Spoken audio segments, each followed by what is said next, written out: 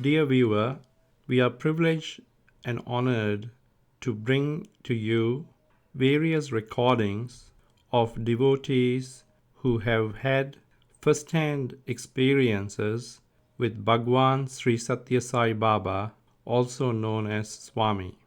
What's so special about these recordings is that these come from New Zealand, which is a small land in the Pacific Ocean.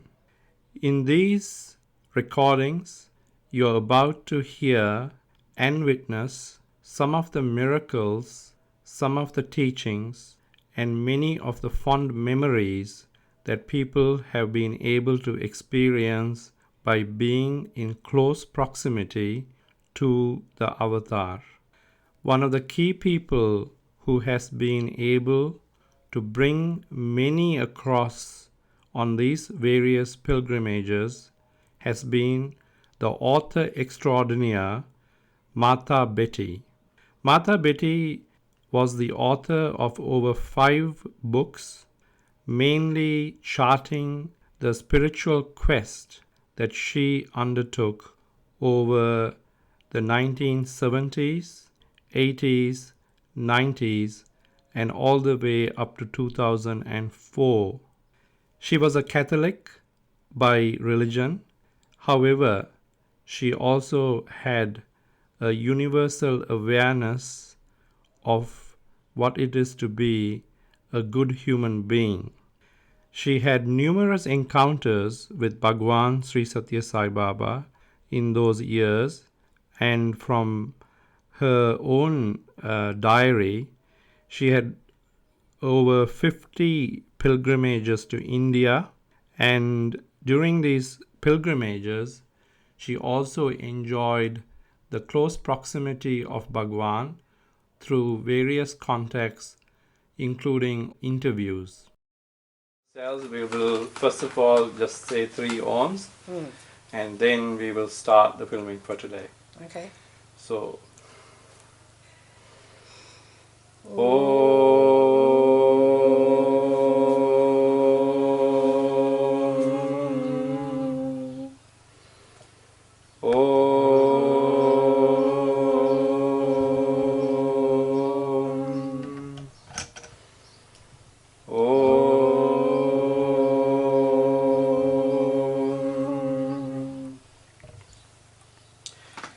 we are in New Zealand, and today is the day that we are embarking on capturing memories of devotees who have spent many a trip with Mata Betty and Bhagwan Sri Satya Sai Baba.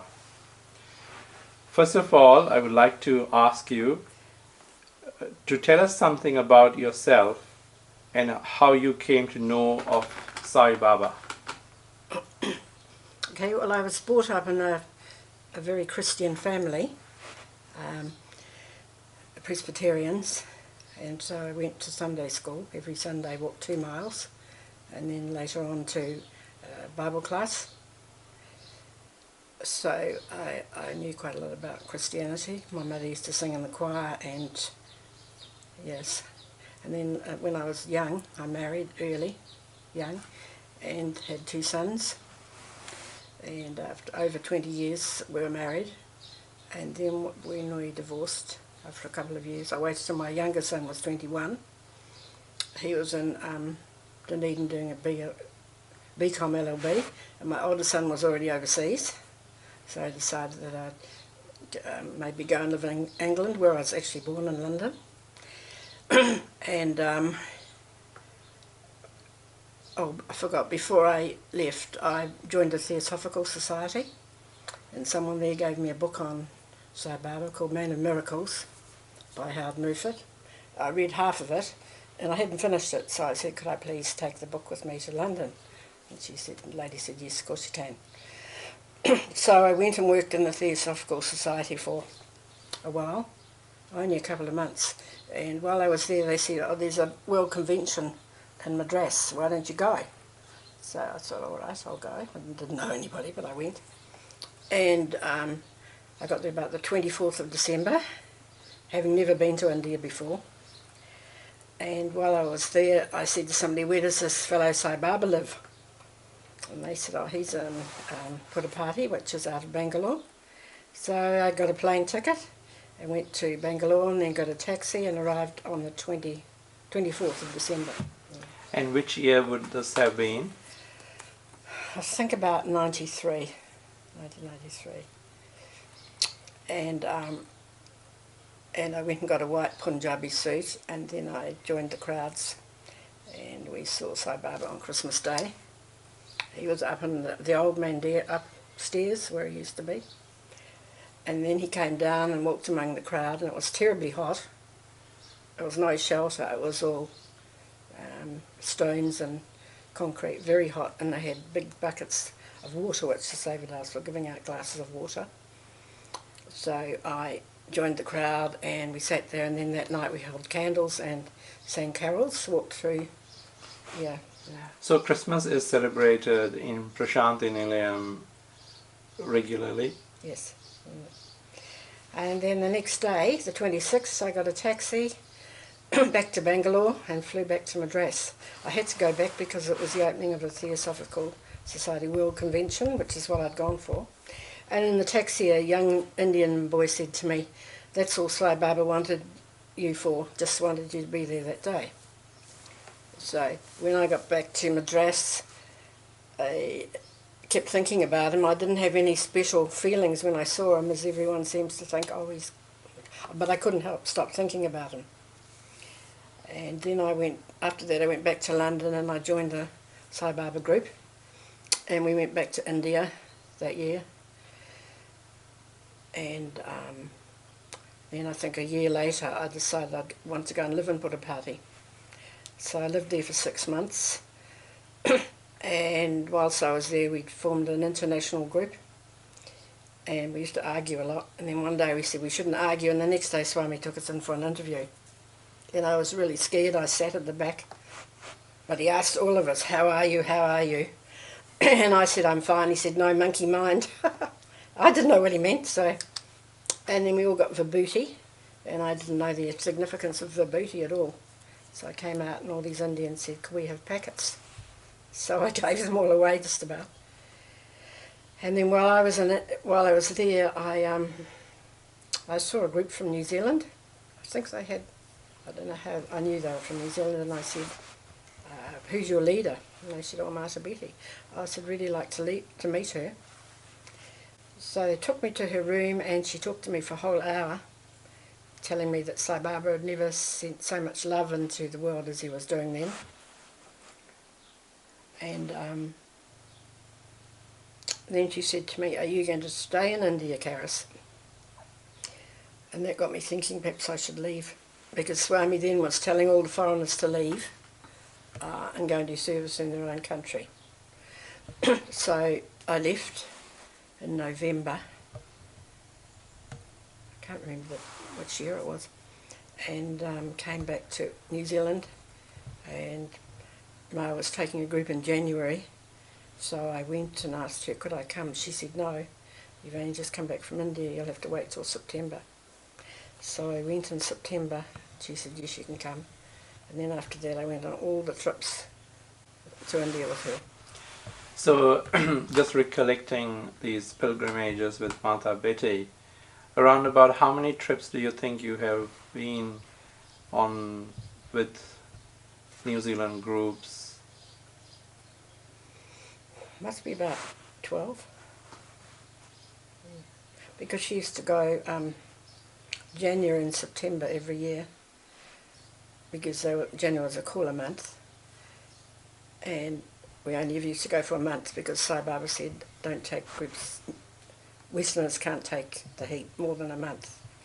But sometimes we went in July as well, or if somebody came to her and said, will you take me to India, she let, like we took a family once with a husband and wife and the 2 children and another guy. There are so many who have been on trips. Can you just tell us some of the special moments that you have experienced when on pilgrimages to see Bhagwan Sri Satya Sai Baba, and any lessons that you could share with us? Special moments. Oh yes, there's lots. I think the immense love between Mata Betty and Sai Baba. I really could feel it. Could really, and he always used to praise her. There wasn't only us in interviews. Sometimes there were other countries devotees, and so he always used to say to them, "This is my New Zealand minister," and especially with Indira Shah. At one stage, just Ma and I, because Swami never took a lady on her own. Always had. So I must have been, yeah. He always had to have someone else with her, and Ma said I was there because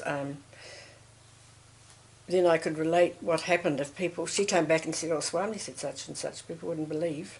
Whereas I was there, I could talk about exactly what happened. And so one particular one with Indira Shah and a lot of other important people. He said to Indira Shah, "This is my New Zealand minister. She's the oldest devotee in New Zealand, and she's brought many, many devotees to me and pointed to me." So afterwards I said to Ma, "What did he mean?" And she said, "Because you weren't a devotee till you came with me." She said, "Nobody is until..." She showed them the way. That's the way you see how to behave in India and in Darshan. And apparently, and she's written 4 books, and she's going to write another book. And Ma groaned because she was really an accountant. And he said, "What are the names of your books?" So as she related each name, he copied. Like she said, "Sri Satya Sai Baba and the Universal Heart," and Swami would say, "Sri Satya Sai Baba and the Universal Heart," told the group, like that. And this was the last book she wrote, number 5. And he said, "What are you going to call it?" And she made up a name, but actually she called it something different afterwards. We have heard so much about being in Prasanthi Nilayam. Is there any particular discipline that you actually had to go through? Because being Westerners in India would have been quite a task. So what kind of pilgrimage was it? Was it any particular routine that you followed? Because there are many devotees who do go to India. So can you just tell us what a day-to-day activity would have been? Any advice that you learned? Yes, discipline. Mata Betty was very strict. And she said, "These are not my rules, they are Sai Baba's." So she said, she used to tell us every evening we had to go to her room for a rose meditation which she had written, which had come from Sai Baba. And she said, "You must not talk in darshan, you just sit still." And I was quite used to sitting still from going to church for years, and my mother was very musical and enjoyed the plays.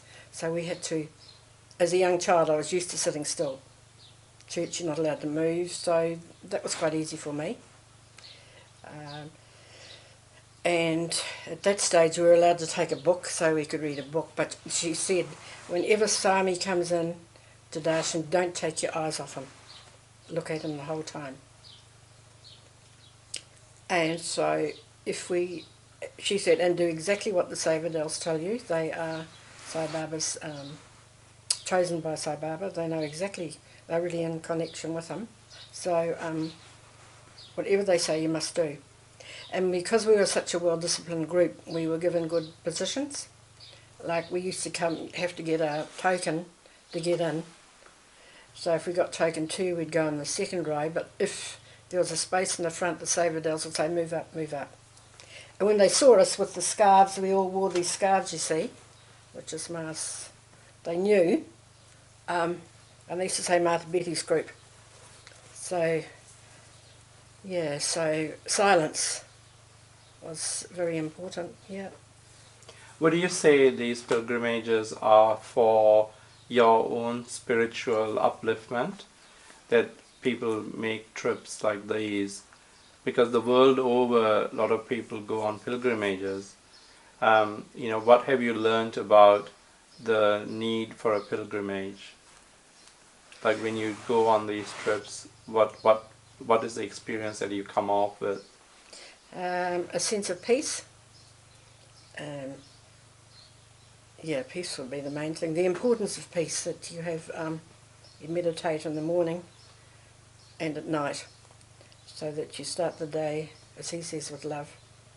Because you're in one with yourself, so you feel in one with everybody else. Yeah, and the mind, when you're in Prashanti, you don't seem to have any worries.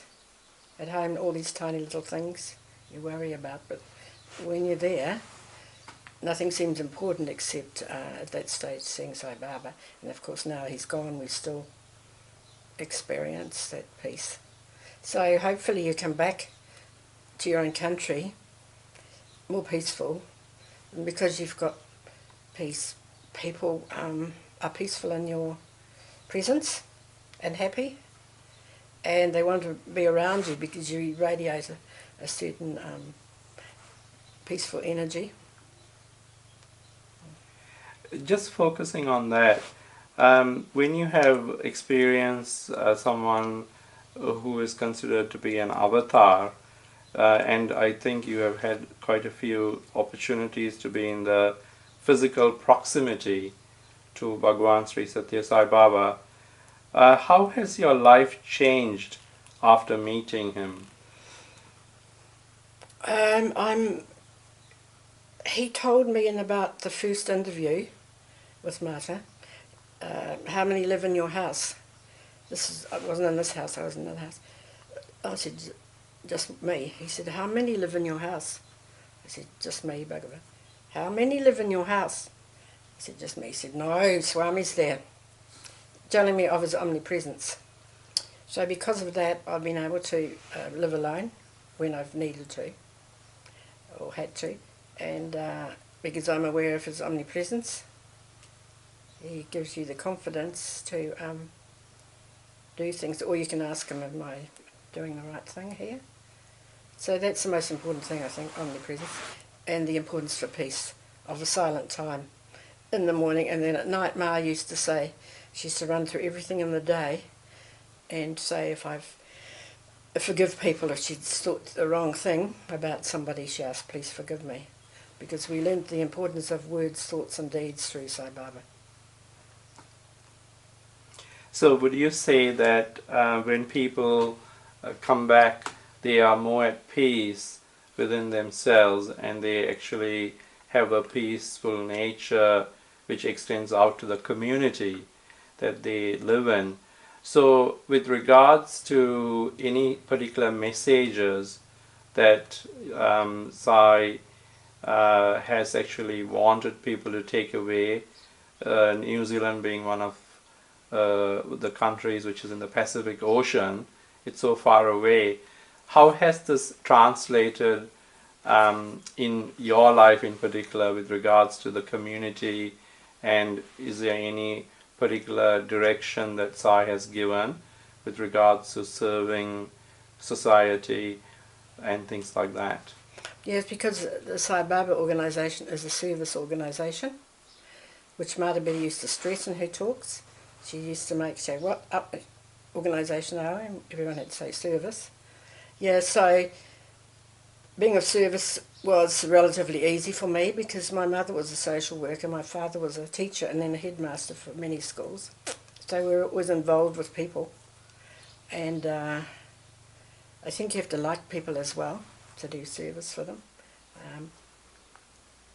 Yeah, so I've trained as a meditation teacher, so I feel that's a service I've given to people because I've been able to help them feel peace. Even if it's just maybe just for the hour they're with me, they go away with that. Sometimes lasts for months, weeks, months. And I'm aware that you're involved with a lot of community projects. For instance, your involvement with other community service-oriented organizations. So is there a motivation that has come because of knowing and having this awareness of the need to be useful to society. Yes, because when I was married, because my husband was a businessman, it was more money, and I realised when we separated that it wasn't enough. I felt I needed something, although at that stage I was helping, but not as much as I am now, no. And it's very important to, like I belong to Forest and Bird, it's very important to help the environment, be aware very aware of what the government's doing, and of, helping in that area as well as people, yeah. Can you share some aspects that you have physically received from Bhagwan? So we are familiar of very many miracles that he actually performs, but we are also aware of various talismans that Swami actually creates. And I am told that you have received some of these talismans yourself. Would you mind telling us how it came about? Yes, and in the very last interview we had with Marta Betty, almost at the beginning, he manifested this gold necklace for me, and we thought it was 108, but it wasn't. So that was lovely. And a little while later, he looked at my watch. He said, "My watch?" I said, "No, Swami." So he manifested this watch for me as well, gold watch. But that's a responsibility, because watch, the words represent watch your actions, watch your words, watch your actions, watch your thoughts, watch your heart. So that's quite a responsibility to have that. But they say by having something he's manifested, you have a direct connection with him if you're in a problem or something like that. And then the other thing, in my house years ago, I had this photo of Ma and Swami on my altar, and one day I looked at it and thought, oh gosh. So I rang up Ma. I said, "There's an angel on you in Amarit." When she looked at it, she said, "No, that's Jesus." And so in that, she said to me, "Take a photo with you." So in that same interview, I said to Sai Baba, "Did you do this?" He said, "Yes." I said, 2 years ago. He said, 2.5. He's very precise. And Ma was delighted because she loved Jesus. She always was a Christian. She was a Roman Catholic, but when she met Sai Baba, she didn't go to church. Her husband did, but she didn't. And so that was lovely for her to get that acknowledgement, and I was delighted. I never, in fact, when he ever manifested things, I never sort of went overboard. I just sort of accepted it as part of life for some reason. And but of course there were many miracles around Marta Betty. In this very house, she was talking to the youth, and one of these little bulbs had gone, and I thought, oh, I forgot to replace that. That bulb went on. And Ma said, "That's Swami saying time to go home," because it was about 1:30 in the morning. So many, many miracles around her. And another time when we were in Whitefield, he'd given her a whole lot of packets of vibhuti to take back to New Zealand, and she put them in a handbag, and then she couldn't find it, and she was quite distressed. And then she called to me, "Carys," and there was all the vibhuti had come back in the handbag. Yeah, so, I was very lucky to be around her, and she was a marvellous teacher for me and all of us. So we have actually heard that many people get healed by being in the physical proximity of Bhagwan, as well as when you have been on pilgrimages. Has any healing happened to individuals? When Ma was giving a talk in Hamilton a few years ago, many years ago, she always had a glass of water by her, and she looked inside the glass, and there was a physical form, Om. yeah.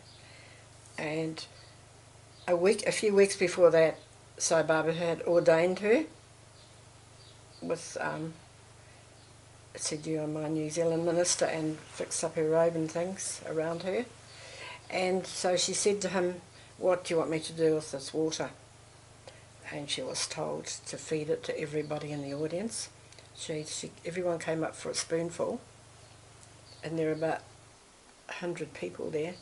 And she said the glass kept filling up so she knew, that was what he wanted her to do. And there was this little boy kept coming up and saying, "More, more, more water." And she said she was feeding him the water. And then a lady came up and said, "He's my son. He's got cancer." I've forgotten what cancer it was. And so at the end of the meeting, Ma gave her the water and said, "You take that and keep giving him this divine water." And she rang the lady in a couple of days and said, "How is your son?" She said, "We're going to the specialist tomorrow." This is in Hamilton, New Zealand. Hamilton, New Zealand, yeah. And she rang Ma that night and said, the specialist said there's no cancer. And she said, "I fed him with the water all night, as you said." So then Ma said,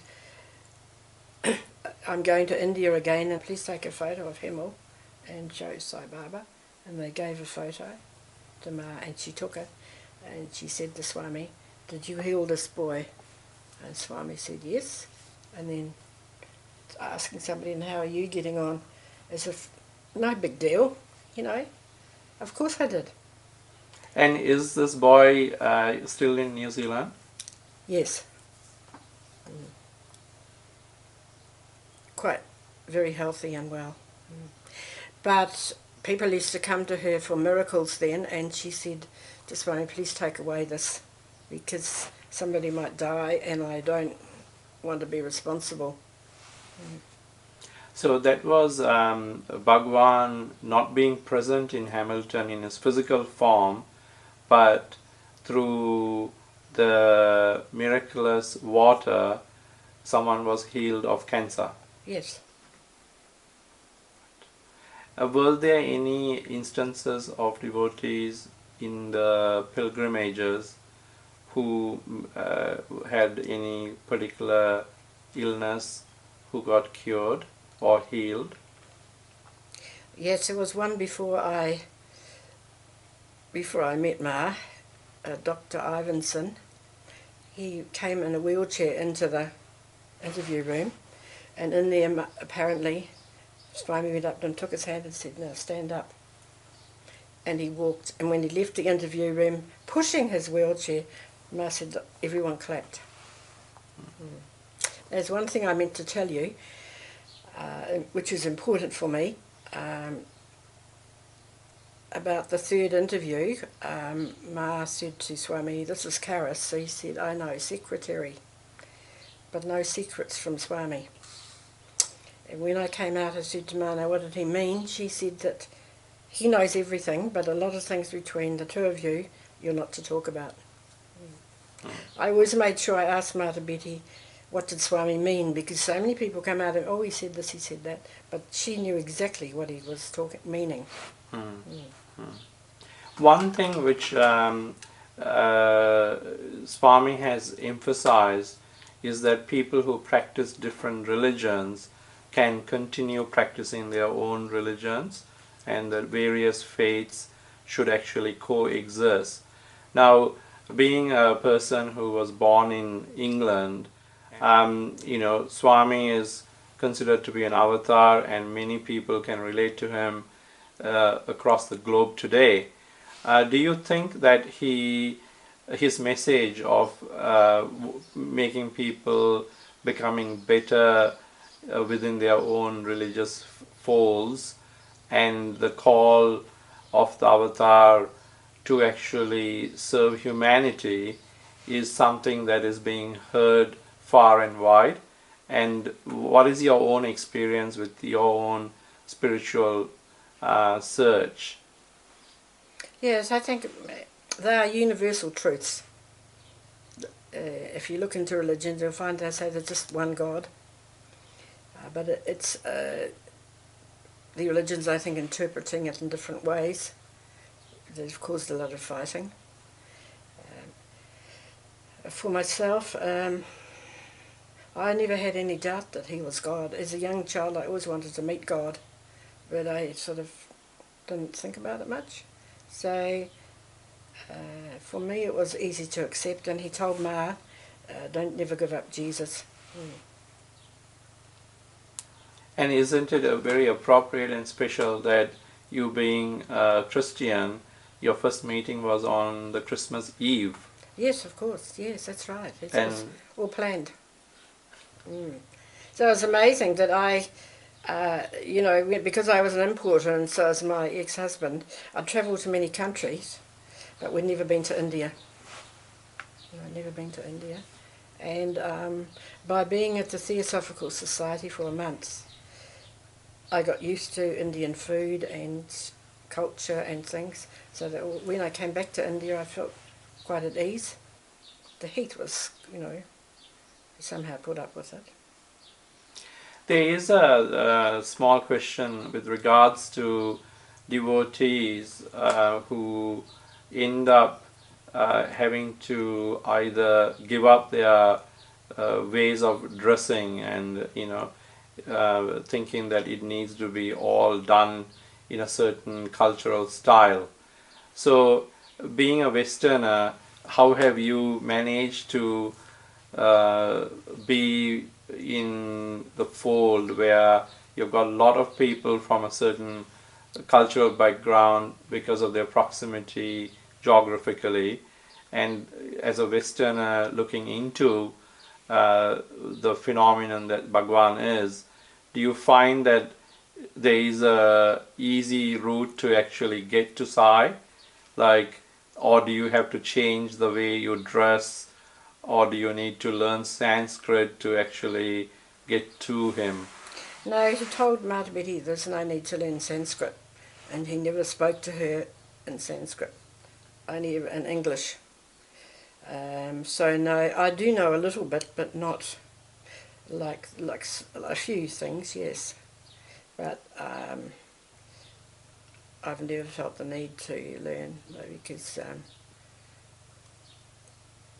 I think I can express myself in the Western way, does that answer your question? Yes, Enough? because there are many Western devotees who may have not had the chance to be in the physical presence of Bhagwan, and as someone who has had the opportunity many a time to be in his physical presence, I was just wondering whether your experience made you think that as a Westerner you still can approach Bhagwan and his message, and you could actually practice it even in a country like New Zealand, which is so far away from where he actually was born.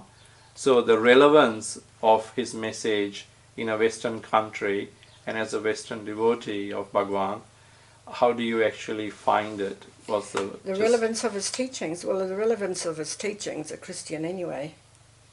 Is that what you're meaning? So I used to wear Punjabi suits in India, yes, so easy to wash and comfortable. As far as Sanskrit, Ma said, she told everybody this, Indians as well, if you don't understand what you're singing, you shouldn't sing it. So I've never, I do know a few, but I've never, no, I feel like I can express myself in my own tongue. And I'm also in the Auckland Welsh Choir now, so I've had to learn, because my mother was Welsh, I've also had to learn Welsh as well, but I probably feel more at ease with that in a way than Sanskrit. So a lot of people sing the Sanskrit, they say the Vedas are not earth they're talking about. So for me, I mean, that's how I sort of worked it out. And as far as my family, none of them followed Bhagavan, in the same way that none of Martha Betty's family followed, so I feel comfortable with that. And they don't even know about these things because they wouldn't understand. Yeah, so I've never really talked about it. They just say, when you're going to India next month. So, Yes. So in your various trips, you probably have a lot of fond memories being with Swami. If you want to describe him in a few words, what does it? How would you describe it? How would you relay Bhagwan to the audience? I couldn't really describe him, no, because it's a feeling. Ma said God was a feeling, and it is. It's a feeling that you get when you think about him. Yeah, like, I couldn't really describe it actually. It just no, just a feeling. I think is the best way. Yeah, all-knowing, ever-loving,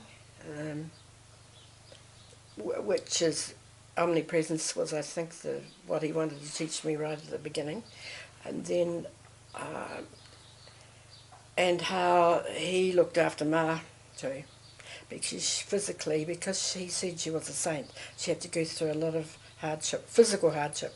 So I learnt then that the physical body is just a cloak, the Atma is the one which continues on through each lifetime. So, and if I can just add this too, on one interview, just she and I, he said to her, "You're going to be very, very ill." And that night she was very sick. And one of the guys who came to her room every night said, "You're very sick, you've got to go to the hospital, you can't have a meeting." So he sent her to the little hospital in Prashanti, the general hospital, and I went with her. He said, "Pack a bag," and while she was there, the head of the hospital came to me and said, "She's got cancer, she's very sick, how can I tell her?" I said, "Well, you're the doctor." Anyway, so you've got to go to St John's Medical Hospital in Bangalore, immediately. So we went that night through the rain, 2 hours in the rain, at St John's Medical Hospital with Leslie, who was another Westerner. The Indians couldn't come because it's a Paducah ceremony. They wanted to stay for that. So that was amazing, actually, being with her and seeing what she had to go through. And then then we went back after a few months, and Swami said to me, to Ma, she was very angry with me. Because I was too, because she went through so much pain. I shouldn't have, it was all part of her journey, but I couldn't quite understand why she had to go through all this. And it was a Roman Catholic hospital, and every night we heard them singing hymns in English. Every floor had a sort of a chapel, and at the end of her bed was a cross on the wall, and she said that it was illuminated every night. Mm-hmm. So he sent her to a Roman Catholic, and she said that the staff there were, as the next, we're going to be in a few more generations, they were not telepathic, but they were very genuine, lovely women. They were too, and the doctors were too. Mm. Mm. Very good. So that was very, it was an amazing experience. Mm. And then we had to go from there to Singapore. She spent a week in Singapore before she was allowed to travel, and the cancer that was cut off was the shape of a cauliflower. The surgeon came out, he said, "Would you like to see the cancer I've cut off?" So, all right. So he showed me in a jar. Would she like it? I said, no, she wouldn't like it. And then after that she had a reversal, she had to have a bag and everything. Yeah, it was major. And she, all the time, trusted him. Her amazing trust in whatever Swami did was a lesson to all of us, yeah. So I learnt that the good and bad in life are all through Sai Baba, and necessary, negative and the positive. That was a big lesson. Mm. Mm. So I was very privileged, yeah. Mm. In conclusion, we have also been aware that Bhagwan's physical body is no longer present in this planet. There are many people who yearn to know where is God. And when it comes to this question, I think Bhagwan has answered this, and I have heard Mata Betty also speak about this. Do you want to just tell us your understanding of where is God and how do we actually reach to God? After one interview, I was pushing her in the wheelchair because at the end of her life she was in the wheelchair. And she turned to me and she said, "What did Bhagavan say?" I said, "He said, look in the mirror every day and say, I am God, I am God, I am God." So, yeah. And for Westerners, we don't have to see the physical form. Westerners, I'm just, generalising probably, we follow the teachings of the masters. Um, that's not to say that I don't like to see a picture of him and talk to him. That's my understanding of holy men. So where is God here? Yeah. Which I couldn't never discuss that with my friends. They would not understand, but I think that's the best. Thank you. Thank you for giving me the opportunity of talking about Ma. Okay.